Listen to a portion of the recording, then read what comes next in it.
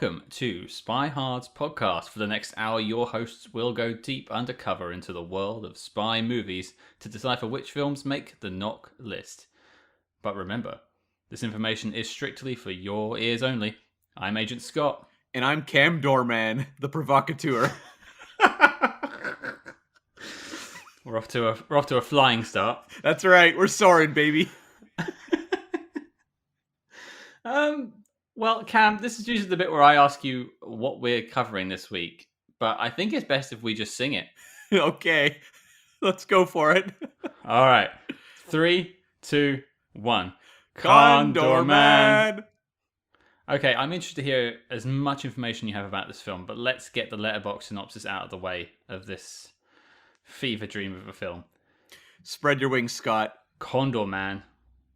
An action-adventure romantic comedy spy story. I'm on board so far. There's a pause, and then it continues. Comic artist and writer Woody performs a simple courier operation for his friend Harry, who works for the CIA. But when he successfully fends off hostile agents, he earns the respect of the beautiful Natalia, who requests his assistance for her defection. Woody uses this request as leverage to use the CIA's resources to bring his comic book creation, Condorman, to life to battle the evil Krokov. Wow, that's a lot of explanation for a 90-minute Disney comedy. I think I'm just going to stick with an action-adventure romantic comedy spy story. That's the best tagline you could ever hope for. I wouldn't try and confuse this film anymore. Mm-hmm. No. Now, I know neither of us have seen the film before, Cam. Yeah. I do have a bit of an experience, though, with Condorman as a young man. So, back in the day, any kid nowadays, any young person listening to this podcast will not understand what I'm talking about at all. But once upon a time, if you were a fan of comic book stuff or comic book culture, your avenues for movies were very slim. You had the Richard Donner Supermans. If you go way back, there's a lot of old serials or even some like hour-long comic book films. There's like Dick Tracy movies or one Superman movie. But that's like the old black and white stuff. I didn't want to watch that so much as a child. So you were always kind of fiending for comic book characters on the big screen beyond, Superman and Batman. And I remember seeing commercials for Condorman as a kid and my eyes just lighting up. And I was like, I have to see this movie. I need to see Condorman. I have nothing else. I need Condorman. And I never managed to see it. It was never on. I never managed to tape it. And so I've lived a life of regret. And I feel like the choice to watch it this week has really helped repair a crack in my life thus far. I mean, do you think you would have flown to new heights if you'd seen it as a kid? I think I would have, yes. I think I would have found a place to nest, yes. The thing about this movie is, and we'll talk about it in a second about what we thought of it now, but I have to believe that had I seen this when I was 11 years old or 12 years old or something, I would have really been into it. So, I mean, The Rocketeer came out in 91, so I guess maybe if I'd compared The Rocketeer to Condorman, I would have been a little disappointed. But nonetheless, I would have been on board for Condorman. Well, Cam, let me jump on your back as you spread your wings and tell us how this film even appeared on the screen. I don't even know.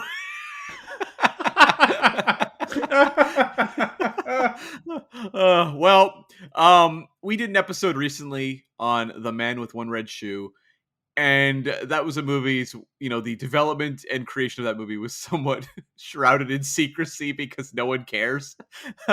That's kind of the case with Condorman, but I can give you some definite details. So this was a Disney production, and it started life, it was inspired very loosely by a story called Game of X by a writer named Robert Sheckley, and he was a novelist. He'd also written a story that was adapted into the movie Free Jack from 1992, the Mick Jagger, Emilio Estevez sci-fi action movie. We actually referenced that in our Born Legacy episode, weirdly enough. Free Jack, really making a comeback on the SpyHards podcast. Jack Hards? Oh, God, no. So, Game of X, this story, they say loosely adapted, and I want to read the description of this story and see if anything jumps out to you. Here it is. All secret agents need to look out for William Nye, now known as Agent X. His recruitment was simple, and his legend is brilliant but unearned. Somehow he thinks he's the best there is, and we all know how pride goeth before a fall. The master of sci fi hilarity and biting social satire creates a spy world that has gathered praise from the greats of the genre. I don't know. It sounds Does like that the guy who wrote it is himself, I would say. but I'm guessing there's just maybe the loose connection of like um kind of a bumbling dude winding up as some sort of hero, Agent X in this case. I'm guessing that's what they took, like a very very simple concept. Yeah, I can kind of see the whole guy with no skills getting the job. That sounds of it maybe, but that's about it. Yeah, and they say it's a social satire set in sort of the spy world. I don't know about the social satire with Condorman, but it's definitely trying to do a bit of satire. So I guess that's maybe what the connection was. Nonetheless, they bring in another writer named Mark Sturdivant. He had written one episode of Beretta. Um, then he wrote Condorman, and then he didn't really write ever again. So his career was much like Condorman's first jump off the Eiffel Tower. Except there was a safety shoot because he did become a second assistant director on the TV series Frasier for a fairly long run. So he was okay in the long haul. He was finally able to afford some tossed salad and scrambled eggs. That's right. So they brought on director Charles Jarrott, who had worked in a lot of TV. He'd also done a couple of films, Anne of the Thousand Days, starring Richard Burton, as well as Mary Queen of Scots, very much like period era costume dramas, which I feel like was an ill fit perhaps for Condorman. What, his outfit? No, those were period specific. Oh. I don't want to go to that period, thanks. Yeah. Jarrett didn't work a ton afterwards, at least on anything that notable. He did do a Nicolas Cage drama called Boy in Blue a handful of years later, but not a lot really post Condorman of note. So one of the big things was the exec vice president in charge of production, Ron Miller, was determined that the female lead in this movie would be the sexiest in Disney history. Like, this was really the mountain he was staking his flag on. Like, this was a big deal. That is such a 1970s, 1980s sentence. Yeah, no kidding, right? And so he pursued Raquel Welch. She turned it down. And so that's how Barbara Carrera was cast. She was, I guess, somewhere down the line in terms of casting and auditions and what have you. So I don't know. Like, I would say that Ron Miller, this was his mission in life. And Ron Miller was diehard on Condorman because this man had plans for a sequel immediately. Like, he had greenlit the sequel idea, or at least authorized a sequel before this movie had even come out. He was also expecting to make a series of them. So Ron Miller was really willing to die on the hill that is Condorman. Well, it did die, so yeah. Couple other notables with this production. Remy Julian was the stunt supervisor on this film, and he is very notable because he'd worked on a spy film called Spies a handful of years earlier, which was kind of a comedy spy film, but he did the driving stunts on a few Bond films you may have heard of: For Your Eyes Only, Octopussy, View to a Kill, License to Kill, and Goldeneye. Yes, I think I've come across him at some point. Yeah, he seems a little familiar. He also did stunts on the movie Double Team, starring Jean-Claude Van Damme and Dennis Rodman, which we will tackle in the future. Now that one I'm looking forward to. Yeah. So, you've got some definite pedigree there in the stunt department, and the effects were done here at Pinewood Studios, and they used Colin Chovers to try to achieve some of the effects in this. He had worked on Superman 1 and 2, and I don't know if anyone, the younger people out there would remember this, but the big, tagline for Superman, the motion picture, was, "You will believe a man can fly." Scott, did you believe a Condor man could fly? No, not without a few a harness and a few strings. Yeah, exactly. I don't know that this was quite on the level of Superman, but Also, there was no Richard Donner in sight on Condorman, so maybe that's part of the reason. They said that when they were putting together the flying rigs, they were initially tried to fit Michael Crawford into Christopher Reeve's like mold suit, and it didn't work. Okay. So I just like the idea of them looking at those two guys and being like, "Yeah, the same mold should work." Yeah, I guess, sure. No. He's a spindly little guy. That's a different thing altogether. Definitely is. And so that's sort of the production. There's not a lot. I mean, I can totally believe this was a pretty easy to put together production. There's obviously some stunt stuff that would have been a lot of work, but in terms of just kind of day-to-day shooting on this, it seems like it would be fairly relaxed. I don't think a lot of people were losing sleep at night over Condorman. Um, so in terms of box office, Condorman did not do well. Okay. Condorman, it's so strange in that there's a handful of Disney movies like this. It's not exclusive to Condorman, where when you go to look them up on box office charts of the year, they aren't there. And I don't know why that is, if Disney was preventing their grosses from being finalized or what. Like, it's really strange. I've come across this a few times now. But everything I could find on Condorman says it cost about $14 million and made about that. So that's not great. And they said that I found an old Variety report that said Condorman lost them $9.5 million. So I'm assuming in terms of marketing and all that, it would have lost money. So that seems to be about the deal, which was not great. It's not. I don't have an official number on the top 200 because again, it doesn't show up. But it would have landed somewhere around the 50s. Oh, so if the number you have is correct, it would have been around about the 50 mark for the year. Yeah, yeah. Right. Okay. Yeah, just very strange. I don't know why that is, why it's not listed, because it was a wide release for the most part. Like, it wasn't a, independent, small little release that went nowhere. It actually played in theaters, especially to make $14 million. Like, that's playing, quite a few places. I mean, do the House of Mouse have that kind of power? They do now. Yeah, they got Condorman into every single screen possible. The whole world could only watch Condorman, and they chose not to. I think I'll skip it this week, darling. Yeah. So the top three for 1981, number one, you had Raiders of the Lost Ark. Number two, On Golden Pond, co-starring Dabney Coleman. And at number three, you had Superman 2. I think it's fascinating to think of Condorman coming out the same year as Raiders of the Lost Ark. It's just like the budget version. I mean, it's really budget, right? Like, you look at what Raiders achieves, or even Superman 2, and then you hold up Condorman next to it. It's bizarre. Well, even Superman 4, The Quest for Peace, looks better than this. Oh, I don't know if I can go out on that line there. At least you can't see the cables. That's true. It's funny. I actually found a Siskel and Ebert review from that time period. Roger Ebert didn't do a print review for Condorman, but they did a review on their show. And like, Gene Siskel was outraged about spotting the cables. Like, that's all he talked about throughout the review. He's just like, I can't believe I'm watching a movie with cables in it.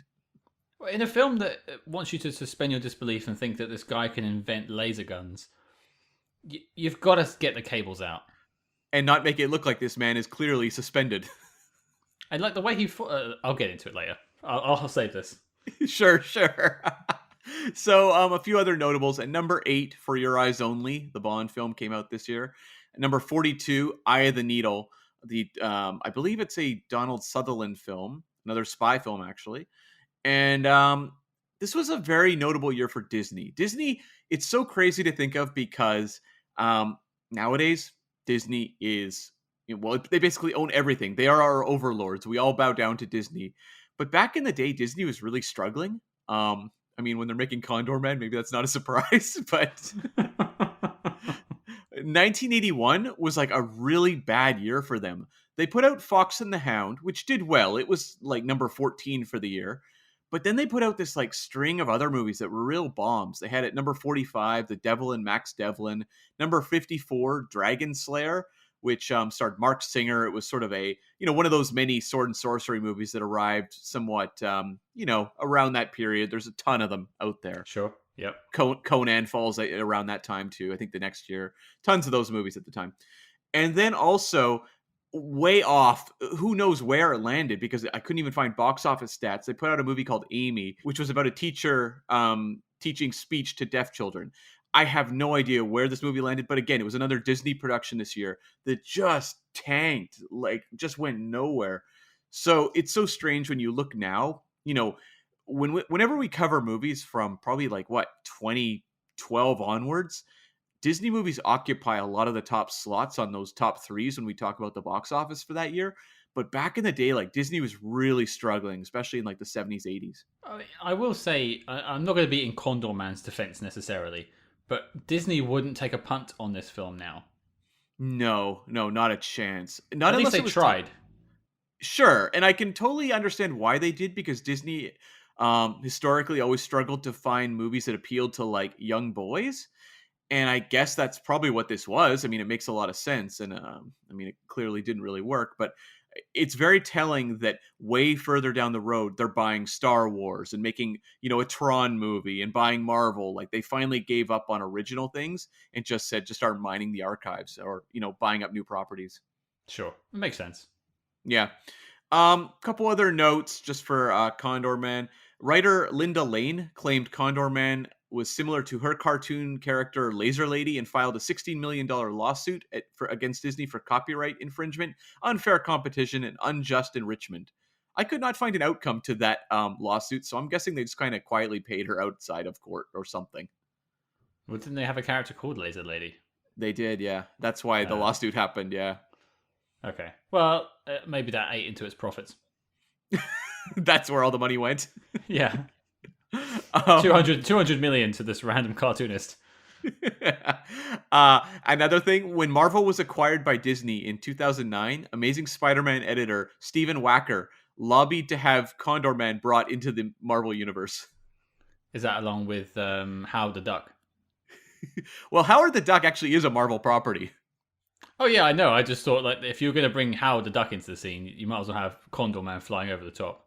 That's a good point, actually. That would be a fun pairing. To the best of my knowledge, and I'm sure Stephen Wacker was just having a lot of fun with that idea, but I would not be against working Condorman into some of the more irreverent Marvel comics. That could have been fun.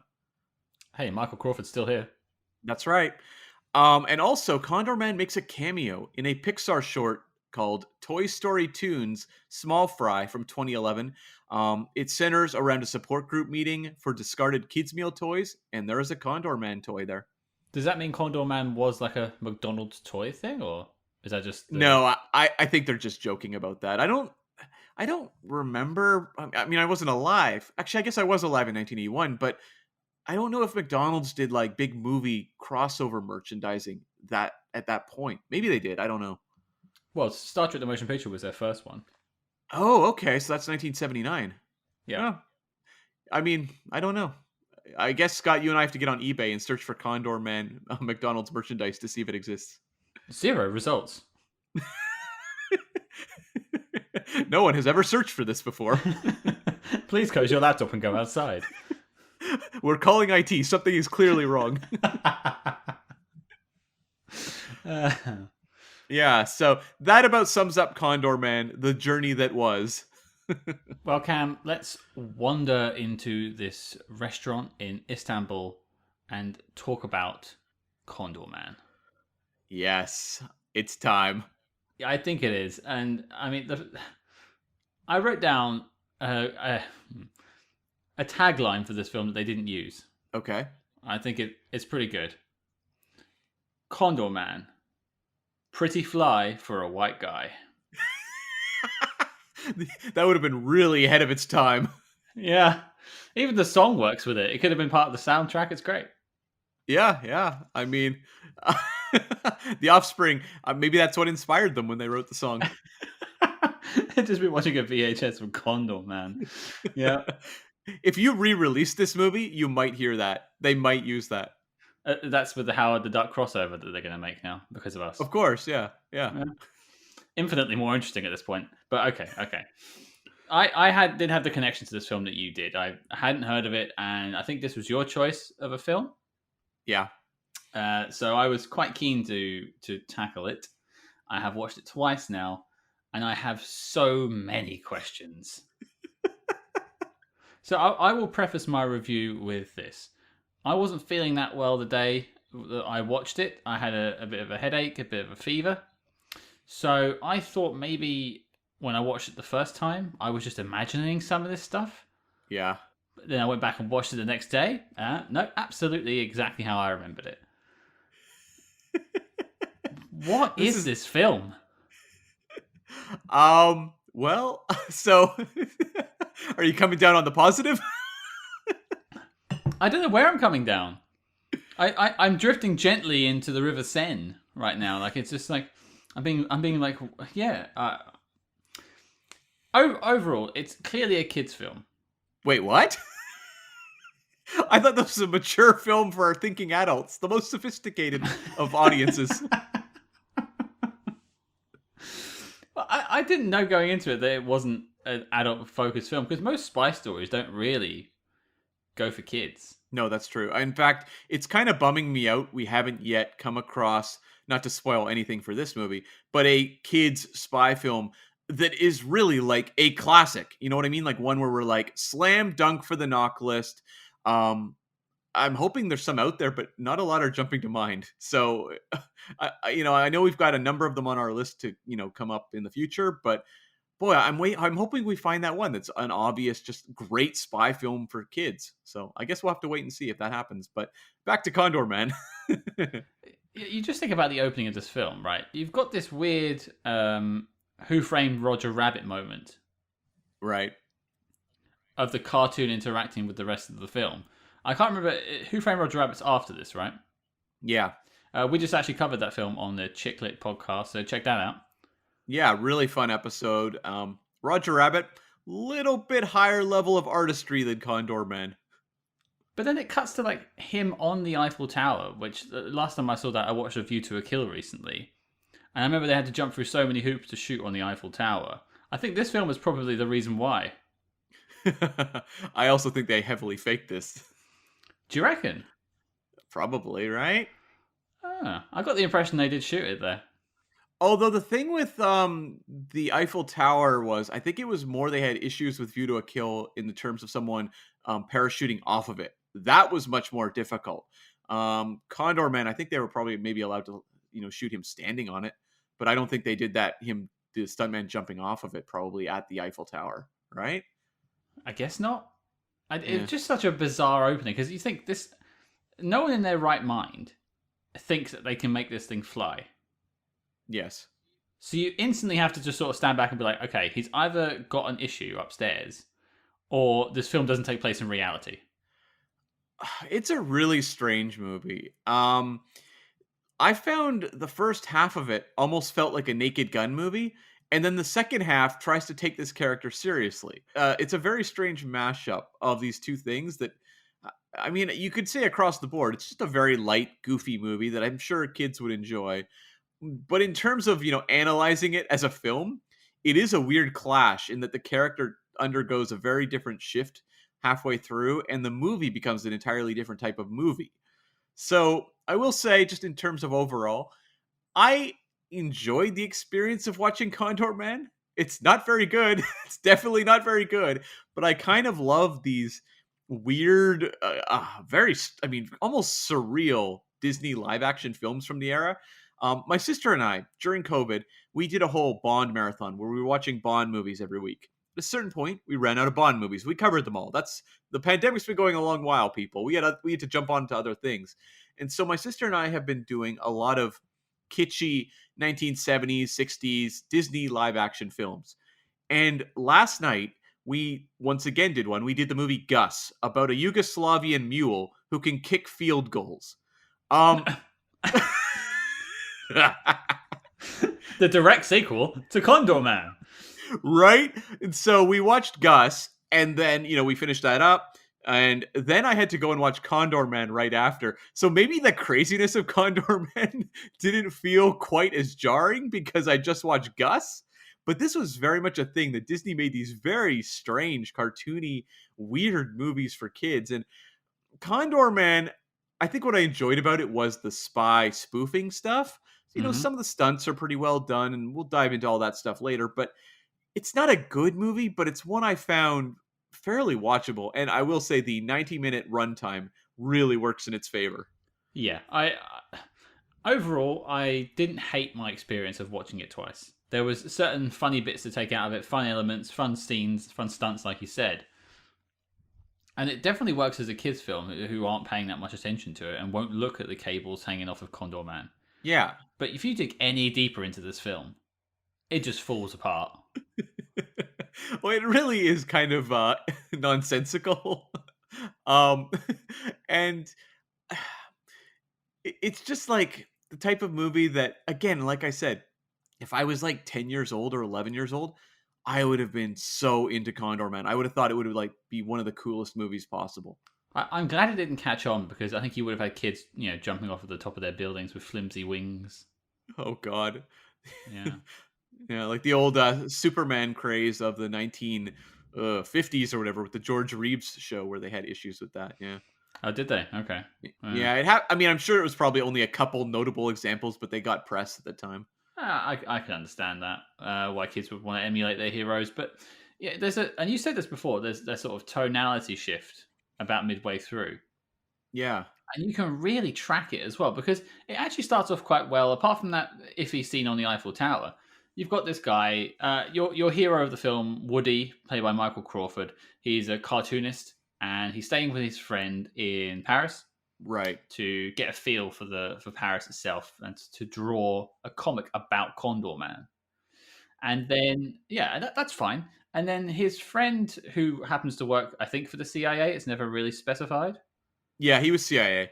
Okay, asks him to drop off some papers in Istanbul, which a bit question marky, but okay. And he gets there, he meets the love interest of the film, and he kind of stumbles his way through an action scene because he has no skills. Right. Yeah. That's you can kind of buy it, but then after that, like he's designing rocket cars, dressing up in like a gypsy outfit with. There's a scene with that I really want to get into later, but at that point, the film just—I don't want to use the term, but it does jump the shark. Well, okay, so I felt like early in the movie when he's on that mission to drop off these papers in Istanbul, and I don't know why Harry wouldn't just do it. This character is very lazy. But nonetheless, he sends his friend to do it. But it's kind of a even at the time, the CIA is just like, this is kind of a nothing mission. Go drop off these papers. And he goes and does this bumbling mission, but it's played like a Naked Gun movie. Like Hmm. he's succeeding against all odds. He's doing goofy things like he gets his flaming drink and he can't blow out the flame, then he smothers it with his hat, takes a drink, and then blows fire across the bar. Like moments like that are very Hot Shots Naked Gun like. And then he gets in a fight and he's just bumbling through this whole fight, taking out all these bad guys in ridiculous ways, a la Naked Gun. And you're like, okay, I get this movie. I understand exactly what it's doing. And I can't hold the insanity against it because it's clearly going for that spoof kind of model. Hmm. But then he comes back and they want to send him on another mission to go, and this contact he met there, Natalia, played by Barbara Carrera, she is going to defect. And so he's being sent back to bring her back. She's a KGB agent. And suddenly he becomes very competent. They're like, okay, this guy's going to design, like the Condor mobile, the Condor boat, Condor wings, all this sort of stuff. And he's going to go in disguises. And he may look goofy in the movie, but he's always very competent. And I could never figure out why that shift even happened. Like, why set him up to be a bumbling idiot and then completely go backwards on that? It loses the humor at that point. Yeah, like the humor becomes more just laughing at how campy it is Mm. versus laughing at intentional comedic choices. Bro, you could see kids laughing at the fight scene in Istanbul because he's doing the old like, oh, I've got a ladder on my head and accidentally hitting the people behind me. Yeah. Yeah, that sort of Buster Keaton style of comedy. That kids can understand that, adults can understand that. It's fine. But then he just becomes James Bond. Yeah, like he's not a cool James Bond, but he has the sorts of skills, like because there's a whole chase, where he's behind the wheel of the Condor mobile being pursued by all these like black race cars, and he's totally competent. He's like firing his lasers, he's using his gadgets, he's always like calm under pressure, whereas that is not the case on that first mission. No, and I think if they kept up that awkwardness about him and the stumbling through the mission, that would have, I think, maybe made the film a bit better, Maybe it would be more like you would give it more maybe credit for picking its tone and sticking with it versus what you get now. which is an absolute mess. How dare you? Let's just say it didn't fly too close to the sun. He's not Icarus. He got about halfway and then just splattered on the ground. Sure, yeah. It's kind of like the opening credits of the movie, which has the animated Condor Man flying around France and like smacking into things. It's kind of like that.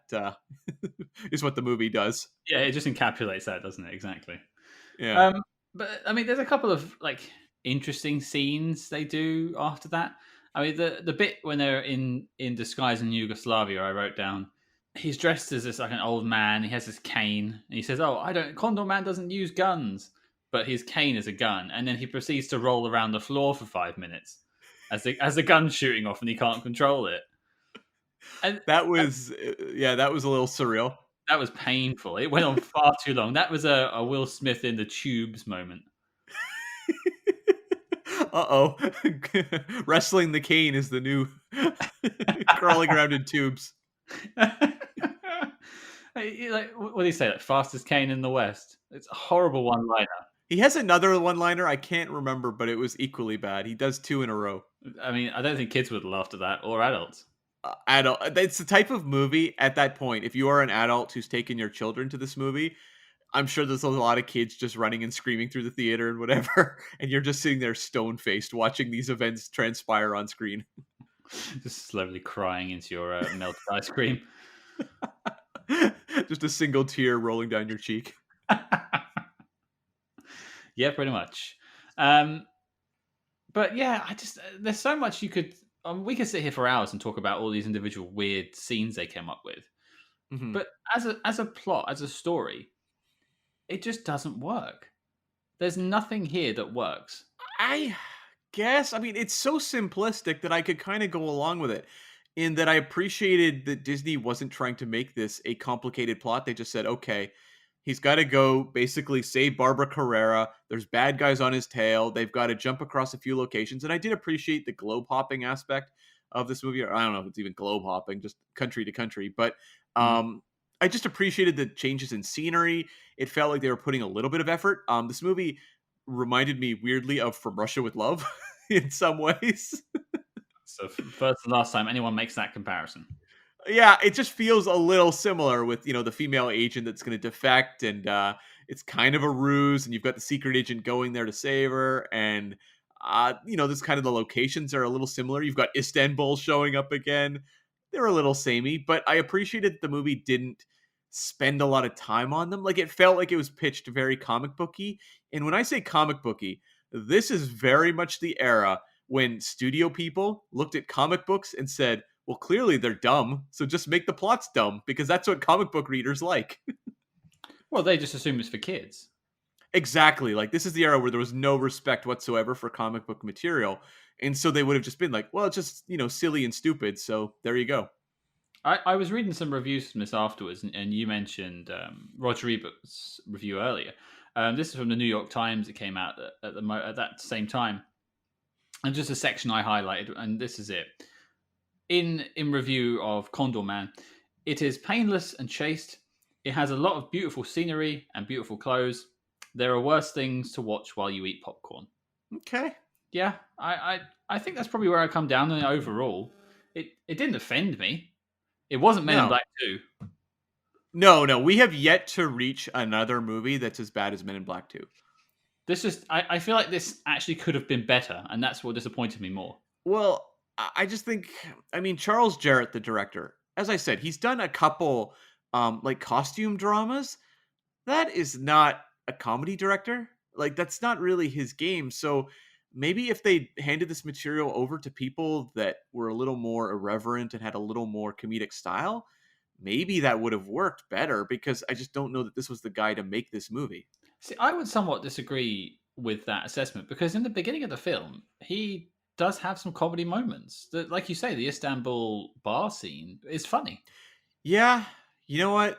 I can't disagree with that. So maybe it was just more like he didn't have a good grasp on the tone throughout. Like that, or did Disney interfere? Like, did they want this movie to be more of a I don't know, action movie for kids. Like I wish there was more written on the development of Condorman, which is a sentence no one has ever said before in human history.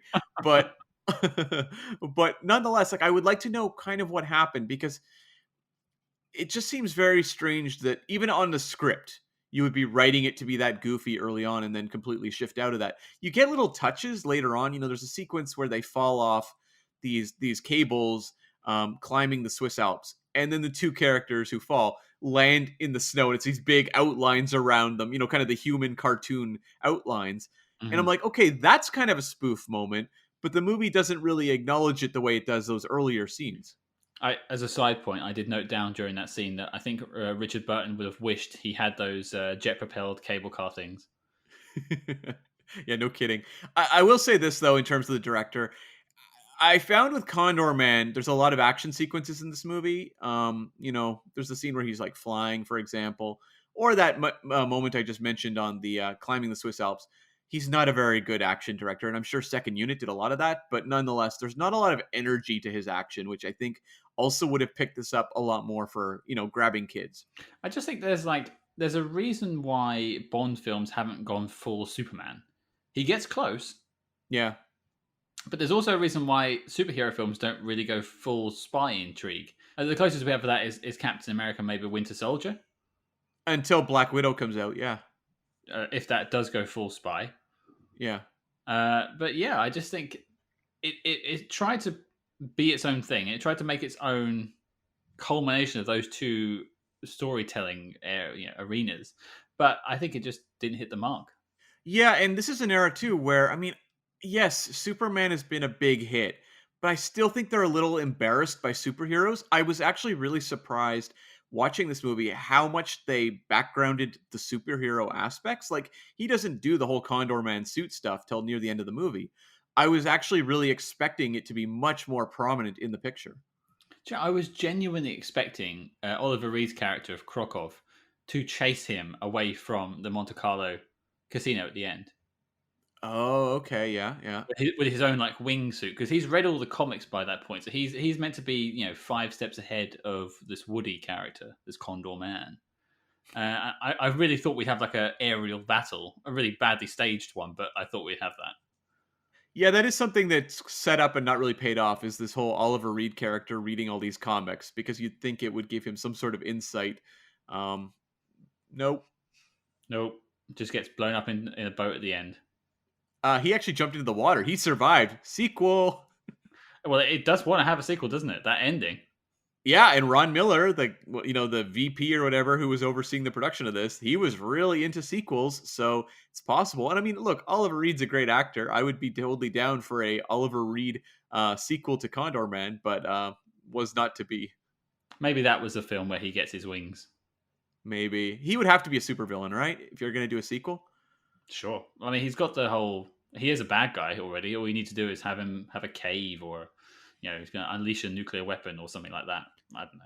Does he become an animal-based superhero in the sequel? Well, what's the animal kingdom's opposite of a condor? Like, what is their arch nemesis? Does the condor have a nemesis? To Google. Holy bobcats, Batman! I found the predators that will apparently pursue condors in the natural world. They are mountain lions, coyotes, and bobcats, of course, as well as the golden eagle will, I guess, pose a threat to condors. So there you have it. Which of these animals, mountain lion, coyote, bobcat, or golden eagle, is Oliver Reed going to become? I think Krokov the golden eagle has a nice ring to it. It does. Although for the comedic value, I'm kind of in favor of the bobcat. Just to see Oliver Reed like going around on all fours. Yeah, in a bobcat outfit. It will probably look better than Wonder Woman 84. Probably, yeah. He was the original Cheetah, although I think actually Cheetah probably came out in like the 1940s or something. But nonetheless, the first cinematic Cheetah. Well, I think we're going off on a animal film tangent, so let's bring it back. Well, to be fair, this is an animal film. It is. It is. Right, let's tackle Michael Crawford. Yeah. Let's really get our talons into Michael Crawford. Sure, sure. Now, I didn't know much about the guy before doing this, but doing my research before the recording, I found out that, this guy was the first Phantom of the Opera.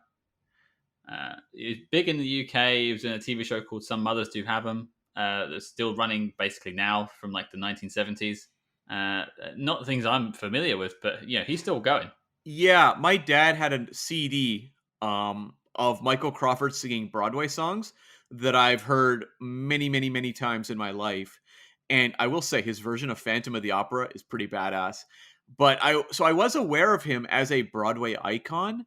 It actually surprised me when I looked up Condorman for this podcast to actually see who the star was and realized it was him, because initially I saw the name and just assumed it was another actor named Michael Crawford.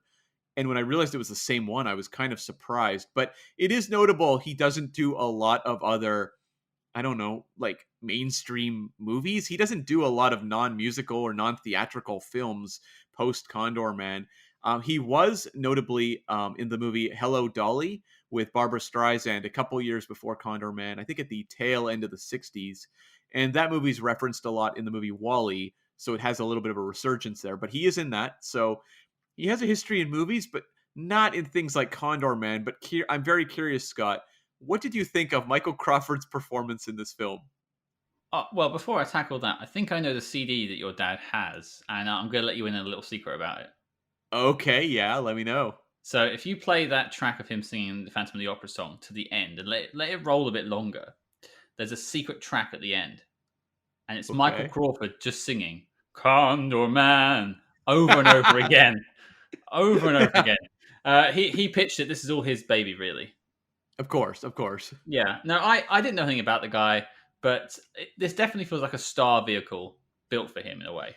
It's weird though. Back in this sort of era, Disney would cast these leads that you're like, what? Like Michael Crawford. I remember watching another movie with my sister called Unidentified Flying Oddball, which is sort of a comedy where like an astronaut goes back to like King Arthur's court. And like the star of that movie is an actor who really didn't go many places, but he went on to become a director and directed Happy Gilmore and a bunch of other Adam Sandler films. So it's like Disney has all these weird leads for their older films. Like Michael Crawford is a weird choice for a lead. Well, he didn't. Obviously, this guy you're talking about didn't reach the great heights of Michael Crawford. I don't know. Does flying into space top soaring? Over France? I haven't seen this other film, but I have to believe it looked better than this. Not by much. Okay, but overall, like his performance is fine. He puts his all into it. Yeah, oh boy, I struggle here because I don't think he's good in this movie. Like, No, no. uh, I think he is somewhat decent when it comes to the bumbling Leslie Nielsen like comedy. I think he's pretty good. I mean, he's a theatrical actor. This guy is good at playing to the back of the stage, right? Like that Yeah. is his skill set. It has to be. And he is one of the big, personalities and actors on Broadway. So it makes complete sense. But when I'm watching him do sincere scenes with Barbara Carrera, I wanted to crawl out of my skin. He just feels like a pantomime actor to me. Right. And there's that scene of him driving in the van that looks like Tow Mater from the Cars films. Um, and he's like, "Oh, is Krakow your husband?"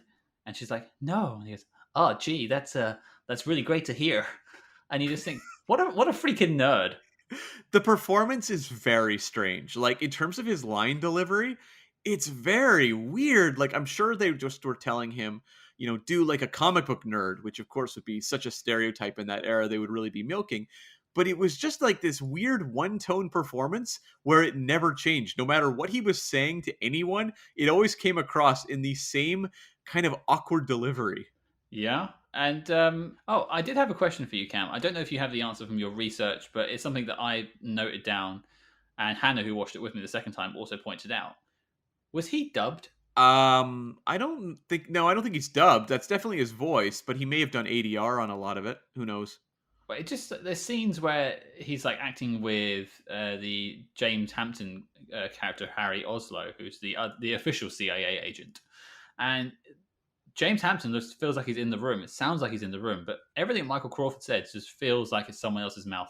It is definitely his voice, But there's always a chance with these types of movies, especially anything with effects and stuff, that they ADR'd a lot of it. For me, that's another one of the things that pulled me out of the film. Was it didn't sound like the guy who was actually speaking. I feel like I was very forgiving at this point. There was so much else going on in terms of clumsy effects work and what have you that I was like, well, the voice thing ain't phasing me. You were just so transfixed by the spandex, Exactly. which is why I'm wearing it right now, Cam. Yeah, but he was just like Michael Crawford. Again, incredibly talented guy. This I just don't think was his thing. And I think he knew it because the fact that he didn't do any other movies like this going forward shows he probably wasn't pursuing these types of roles, and I don't think they were pursuing him either. And it's perfectly fine for him to be a Broadway or West End actor, as we would say here, and not be an action star. It would have been more interesting, really, to cast him as like a Broadway actor who has to go and put on a performance and get through a spy scenario. I would buy that of him being really theatrical through spy situations versus this comic book angle. I mean, this movie doesn't know anything about comic books whatsoever, at all.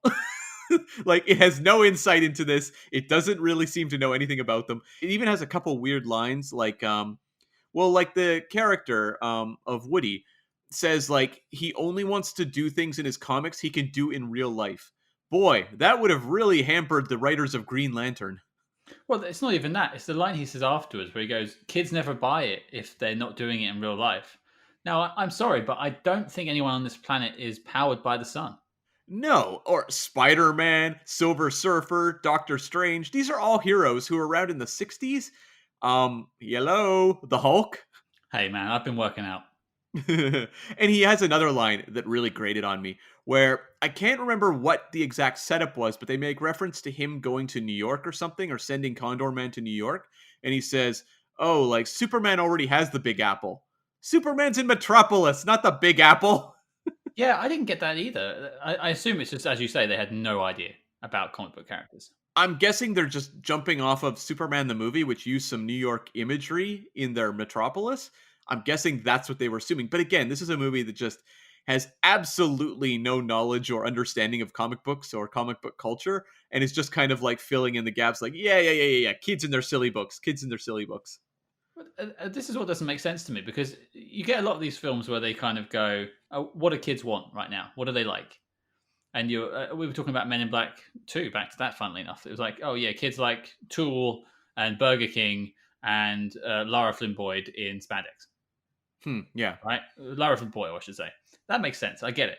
But kids weren't really into just Superman and James Bond at this time. They liked lots of other things that were far more approachable. Oh, totally. I mean, the 1970s is actually a pretty interesting time for Marvel comics. Kids are really into stuff like The Master of Kung Fu and a lot of the monster-based books.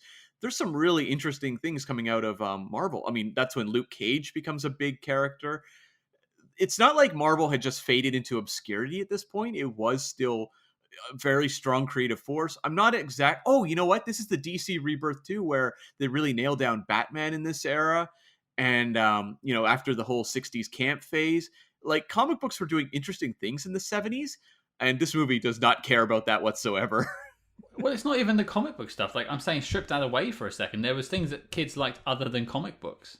Sure. It's just weird they went down this tangent of trying to combine a serious spy story, because there is that running through it somewhere, with this over-the-top superhero story and the campy action bits of James Bond. Well, it really feels like they're just like, invest everything in spoofing more so Roger Moore James Bond films, but I don't even know if you can spoof Roger Moore James Bond films. Well, I think they do in quite a few films, but maybe not well. But can you spoof a Roger Moore Bond film? Because they're already pretty absurd. And Roger Moore is, doing that eyebrow raise. Like, he recognizes they're absurd. I feel like you can spoof more some of the Connerys. You can definitely spoof some of the Daniel Craig's going forward. But in terms of Roger Moore, there's always a jokiness to them already that it feels kind of weird to try to make a spoof movie about it. I suppose you could only spoof the people who want to be Bond at that point. So you could take the Mickey out of the fans, maybe. But you're right. The Roger Moore films themselves wink at the camera. Well, like, there's a car chase where they get in like a small yellow car in this. And that car looks a lot like the small yellow car. I think it's like a Citroen or something. I don't even. I'm so bad with cars, so forgive me, people, if I screw up the names of cars because I really don't know. But there's the small yellow compact car that Bond has the chase with at the start of For Your Eyes Only, which came out this same year. And I'm watching these two scenes, being like, I don't know, they're both about the same in terms of tone. In fact, I think the Condor Man one might be a little more exciting. Probably, but then it's also more outrageous because there's laser beams involved.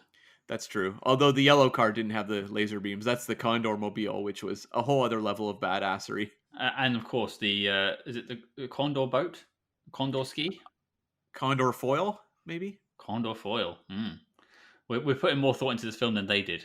Yeah, I was waiting for him to actually say out loud, like, get onto the Condor foil or something like that. Like, why not have fun with those sorts of conceits? At that point, you're already well in the film. He's managed to learn how to fly. I believe that man could fly. I really wish he touched the sky so he could burn. Yeah, like an Icarus thing. That would Yeah, have been interesting. yeah, that's a nice way to end the film. But okay, let's go over to maybe some actors with a little bit more caliber in terms of acting, which is Oliver Reed. Yeah, Oliver Reed, one of the greats. I think a lot of people who are younger will know him from Gladiator, Hmm. um, because that was actually his final role, and they had to CG finish his performance in that film. But nonetheless, he was very iconic in that. He was Sykes in the 1968 musical Oliver. He was in some of the David Cronenberg films like The Brood. He's done some really cool stuff, and he's one of those classic character actors. He has a voice for this movie that's perfect. Like, I buy him as a Bond villain. It's kind of a bummer he didn't get to actually play a Bond villain. I could see him exactly fitting the mold of actually the Roger Moore ones. Funnily enough. Yeah, like swap him out for like Christatos in For Your Eyes Only, and I think it's Mhm. a more memorable villain in that movie. But when he turns up on screen, the film almost has a bit of credibility going. Oh yeah. You can tell he's actually trying, and he's got a menace to him. He does, and he has that. I don't even know how to describe his voice. It's very like smooth, but also kind of a little bit ragged, kind of a little bit. So you get that menace to it. And there's all these scenes where he's just describing his plans, and he's spouting the most absurd dialogue possible. And I'm buying everything he's saying because he's just such a consummate professional. And I mean, it's interesting to contrast him with Michael Crawford.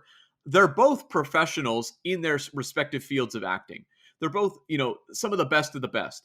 But you can see that, like, Oliver Reed really knows how to elevate this type of material, whereas I feel like Michael Crawford can't quite crack it. Like, this is definitely an Oliver Reed type of specialty, is taking the absurd and just grounding it really well.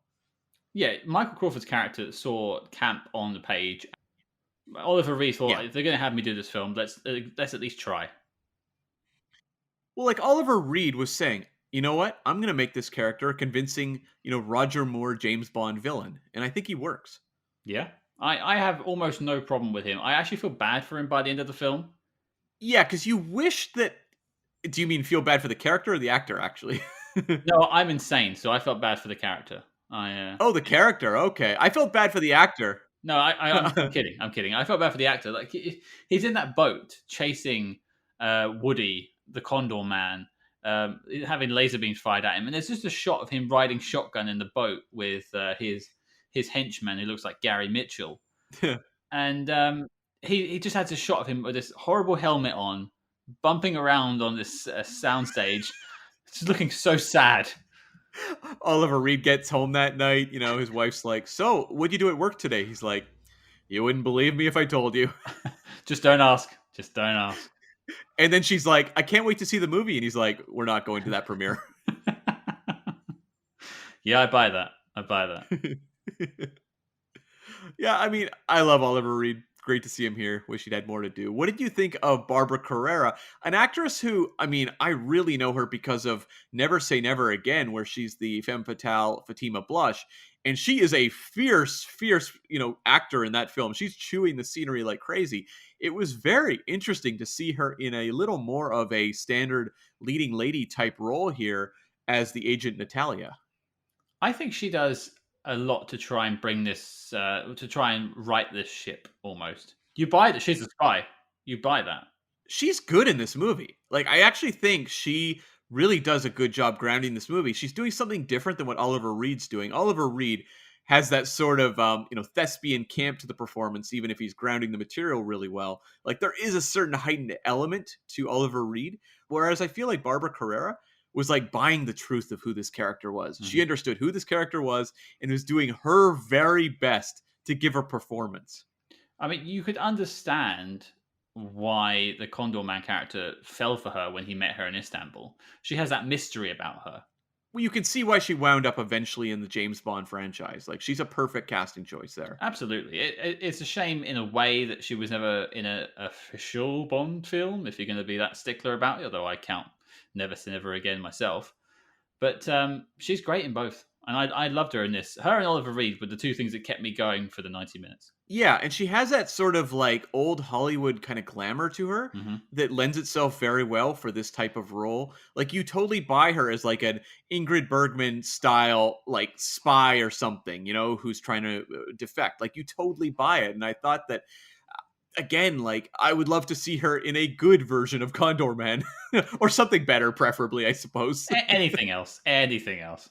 In Men in Black 2, I'll take her over Laura Flynn Boyle. Yeah, totally. And I feel like Barbara Carrera really got the short end of the stick on some of her big projects because Condor Man, obviously didn't work out so great. And Never Say Never, again, is a movie that always has that baggage of not being an official Bond film, being kind of a weird movie on its own terms. Mm. And I feel like she deserved more of a showcase role because just from what I've seen of both, she could really deliver with the right material, and she never got that sort of like home run material to really elevate her the way a lot of other actresses did at that period. No, exactly. And there's also the unfortunate point of a lot of the female characters at this point in time were always written to fall in love with the star quite early on.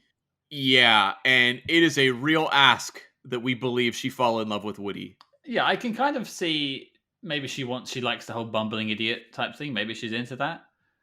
Heaven knows it's got me through 33 years. Were you ever using the line, "You bring the dip, I'll bring the Dostoevsky"? That's how I usually open in the bars, and that's when they walk off. Yeah, no kidding. But yeah, I just think she was such a great get for the film, and I'm glad they were her and Oliver Reed were cast. I just wish they were in a better film.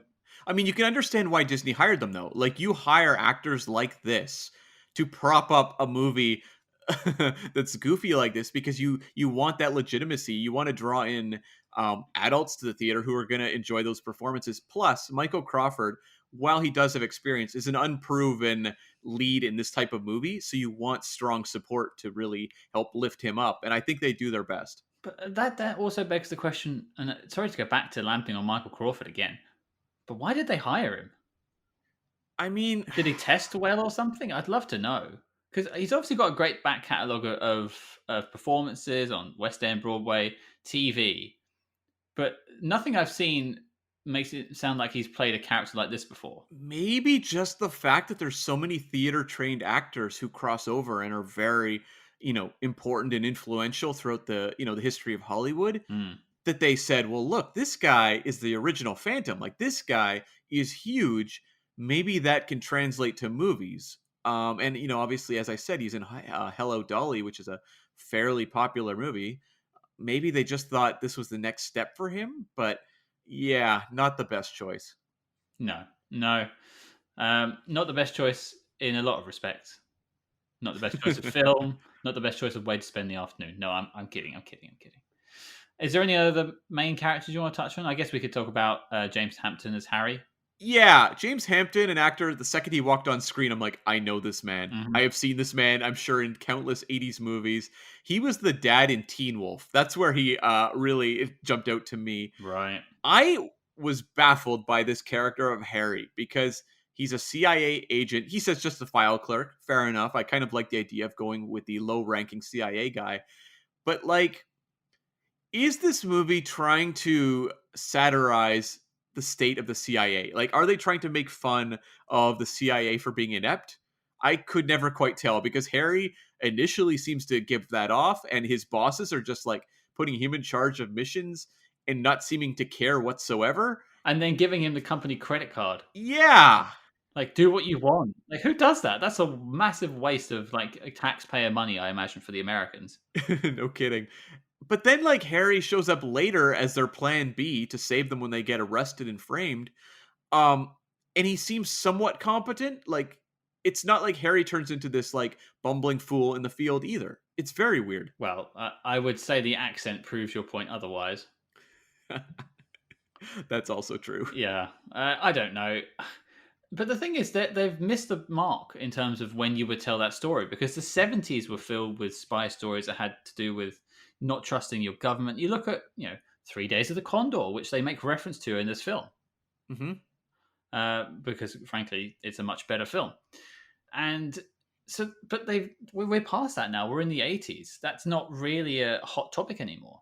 Yeah, yeah, it's true, and I, that's why I was uncertain if they were trying to ridicule the CIA or not, because it doesn't seem like they commit to it really. No, no.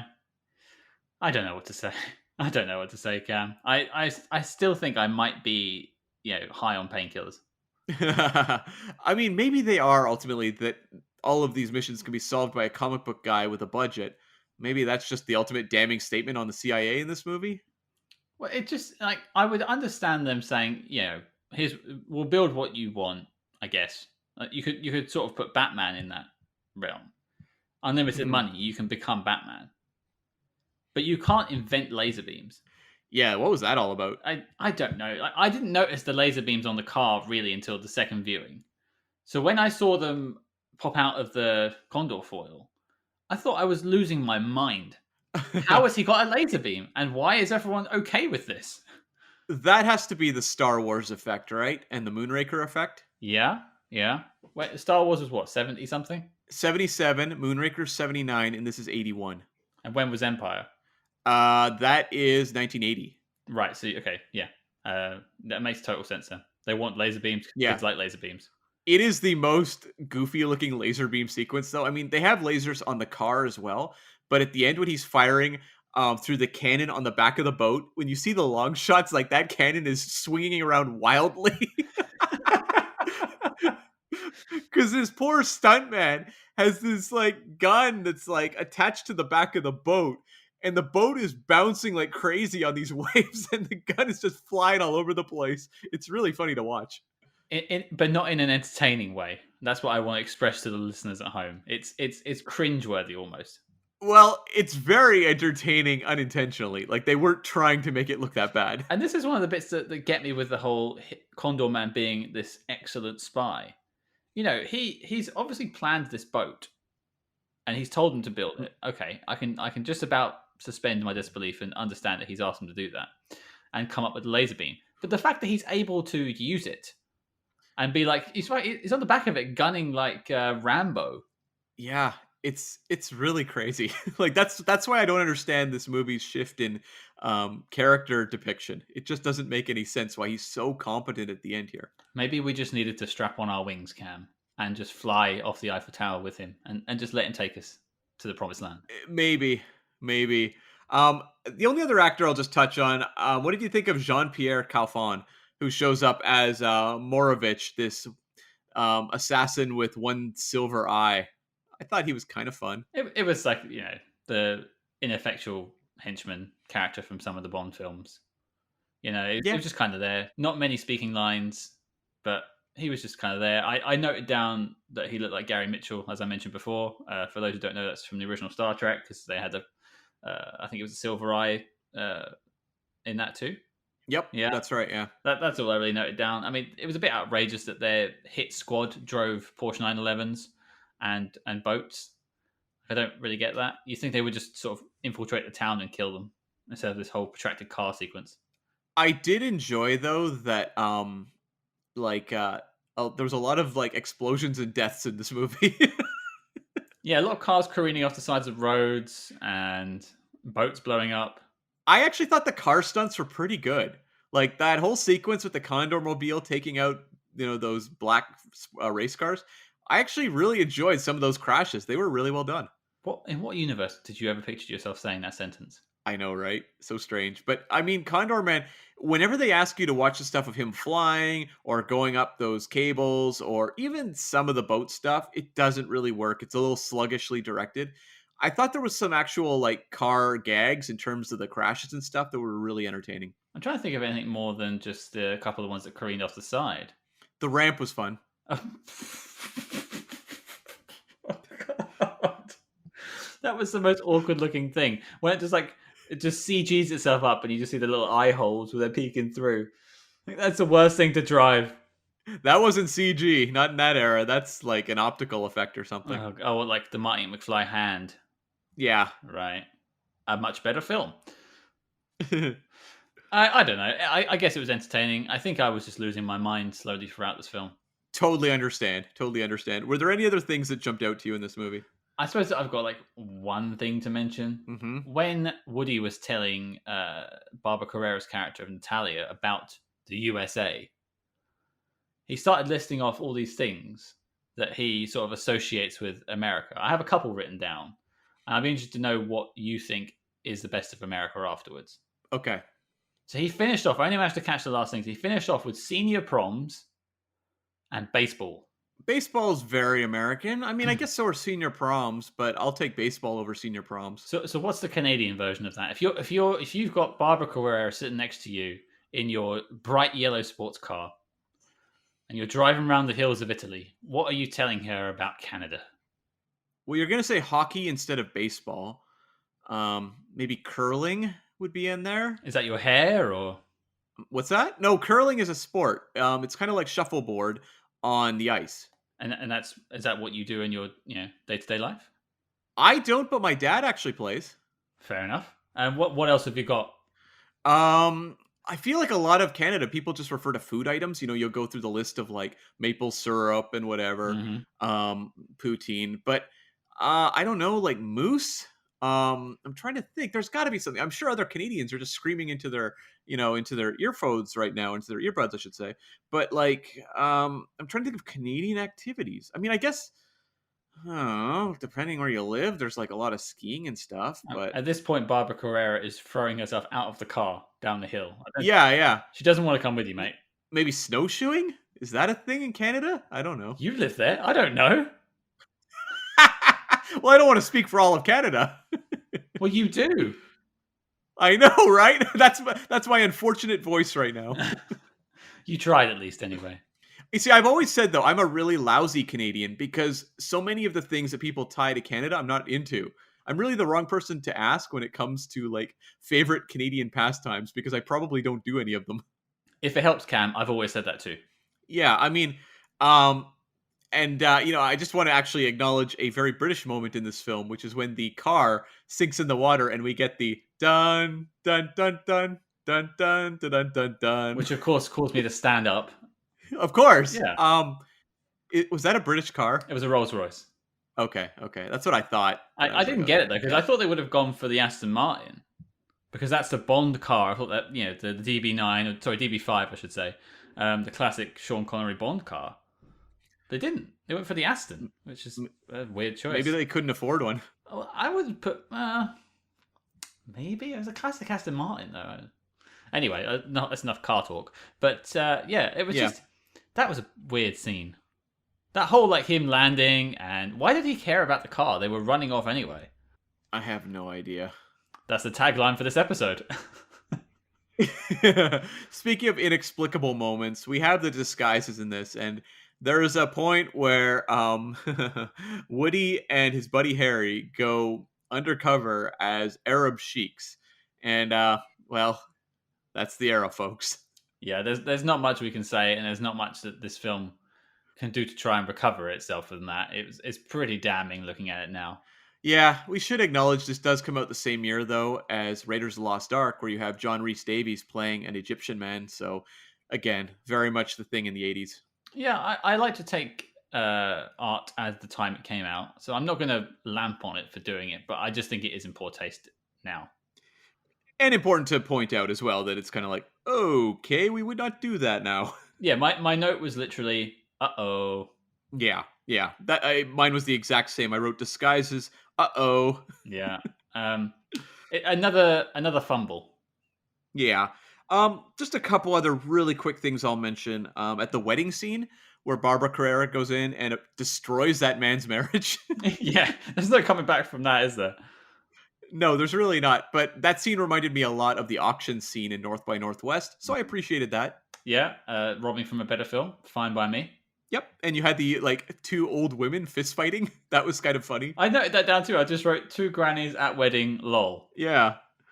And then the other little thing I had written down was at the at the beginning of the movie, when you have the animated Condor Man, at one point he makes the Goofy howling sound, where it's that like crazy, like you always hear it when Goofy's falling off a cliff or something. Is that where that's from? Oh my god. I wrote down, I've heard this noise before. Yeah, so that's where it's from. Right. Okay. Um, Okay. So that's just like a reused sound effect, like the Wilhelm scream then. yeah, it's like a little in joke, I'm sure, because it's Disney making the movie and throwing in the Goofy noise. I'm sure that was just kind of a little bit of a joke on their part. Fair enough. Fair enough. Yeah. And let's just close out these sort of moments to note with the fact that this movie ends with someone whispering in Woody's ear about another mission, and then he smiles, and we get a freeze frame. Did we even get credits? I don't think we did. We? I don't think we did. I didn't on my copy. It just said Condor Man, and that was it. Yeah, because a Walt Disney production. I got the pop up on my because I bought it on Apple rentals, and I got the You poor thing. well, it was a rental for like $4.99 or something, but I got the pop up of would you like to watch next during that scene, during that little bit at the end. So no, I don't think there were really credits. They couldn't even be bothered. What did it recommend to watch next? I think Peter Pan. Okay. I was hoping it would come up with a better film. I guess it did. I mean, Peter Pan, it's a man who's flying, so I guess. The only other thing I had that interested me to think about was the drink that he has in the Istanbul bar. And we were talking about this scene earlier because it's a flaming alcoholic drink by the looks of it. And he tries to put it out by blowing on it, and then he puts his hat on it. And I really wished his hat had set on fire. That's what I thought was going to happen. Yeah, it felt like the natural progression of the gag. But although maybe it was better because we didn't necessarily see where it was going to go. That's true. Yeah, subverting expectations. But my question for you, Cam, is what do you think's in that drink? I am the wrong person to ask. I don't drink alcohol. Jeez. Oh yeah, a little bit of everything. Well, I wasn't even necessarily sure it was alcoholic until I guess that's the only thing that can be put on fire. Yeah, I mean, because you think of Istanbul Express, you think like a coffee or something. Sure, and the fact that they're like no one would ever have a double, and he says I'll get a triple, then that means that it's so strong that you would never get a double. I don't know, Scott, what would apply for that? I mean, you're talking to a guy who hasn't also had any alcohol since a while, so yeah, I'm probably the wrong person to ask too. Maybe it's like grain alcohol. Maybe. Well, yeah, listeners, write in. What do you think is a good alcohol to set on fire that you probably shouldn't have a triple of? Yeah, let us know so we can not try it. Yeah, exactly. Well, Cam, this film has been a bizarre trip for me, and I think it's time we put it to the test. Does Condorman make the knock list? Clearly, no.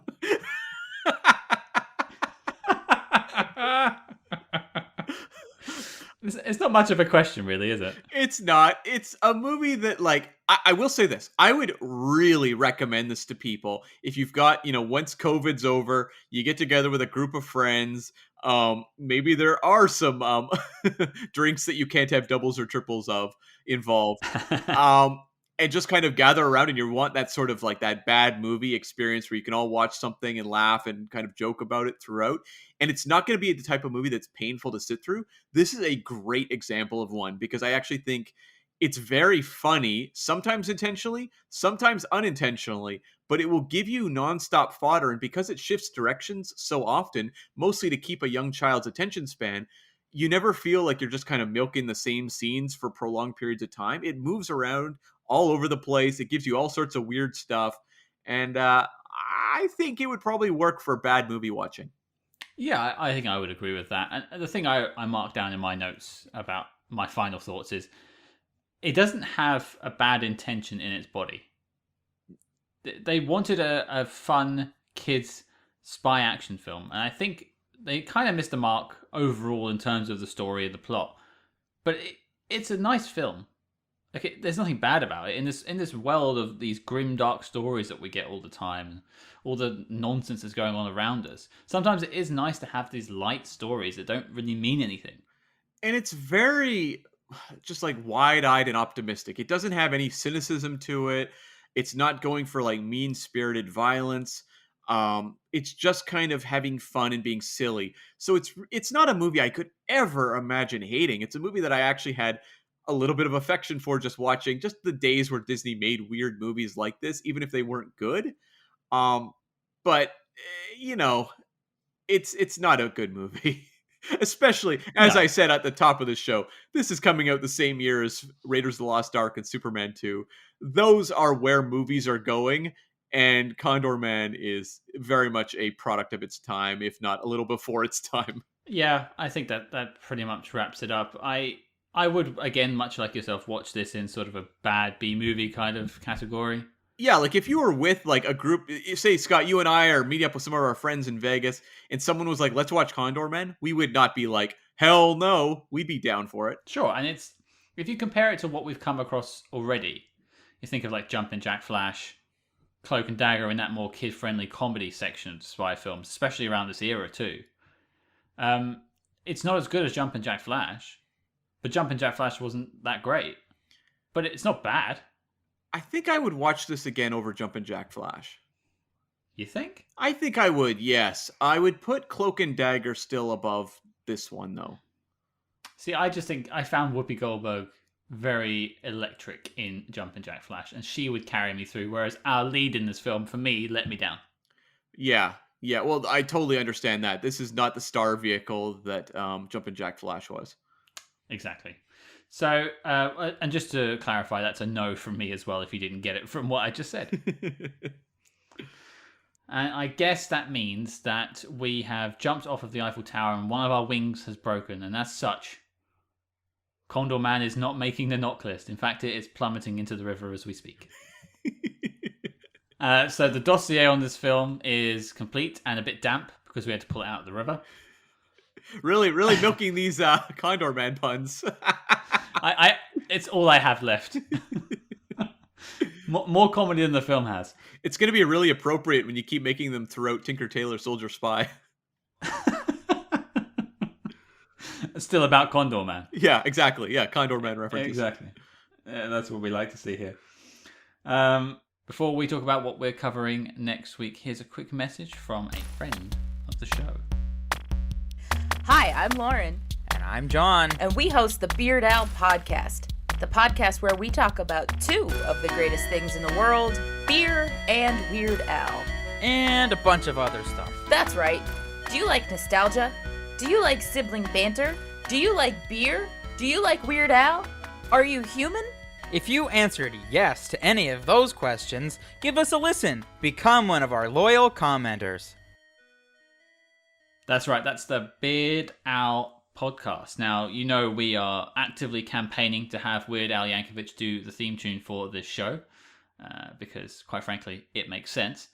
But in the meantime, we recommend you all check out the Beard Owl Podcast. That's right. As good as the music was in Condorman by Henry Mancini, I would be all down for Weird Al polka music throughout this movie. It actually would have fit it very well.